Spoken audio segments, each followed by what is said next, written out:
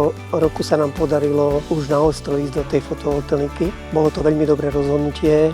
Ako vidíte, tá celá situácia vo svete s energiami je veľmi ťažká a to naše rozhodnutie, ktoré sme urobili, bolo to správne a teoreticky aj prakticky šetríme a máme svoju vlastnú energiu a nemusíme kupovať za drahšie peniaze, takže fotovoltaika sa naozaj oplatí a určite by mali zvažovať aj nielen obce, ale verím, že aj ľudia, občania, že takto prídu k svojej vlastnej energii.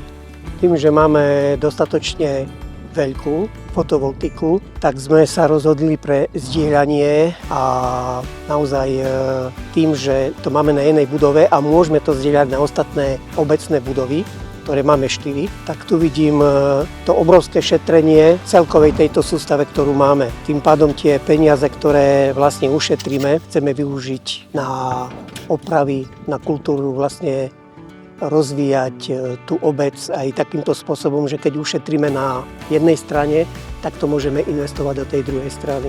A tu vidím naozaj obrovský prínos v tomto smere.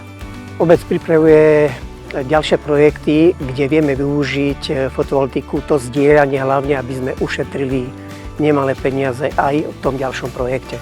Ja si myslím, že fotovoltaika je naozaj budúcnosť aj pre obce, kde veľkú časť tej energie využijú svoj vlastný prospech a vlastne ušetria tým nemalé peniaze.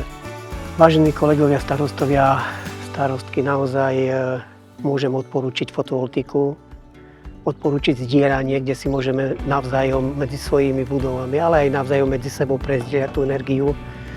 A vidím to šetrenie a každý deň sa na to rád dívam, na tie grafy, keď šetríme a keď nám to vyrába našu vlastnú energiu zadarmo. Som rada, že prvé realizované obce už dnešnému dňu zdieľajú energiu v svojej komunite, teda využívajú jednu fotovoltaickú elektráreň, z ktorej si zdieľajú energiu do všetkých odberných miest. Nachádzajú sa v Košickom kraji obec Krčava a v Prešovskom kraji obec Boj. A teší ma, že týmto spôsobom im dokážeme pomáhať, aby šetrili svoje finančné prostriedky vlastnou výrobou energie.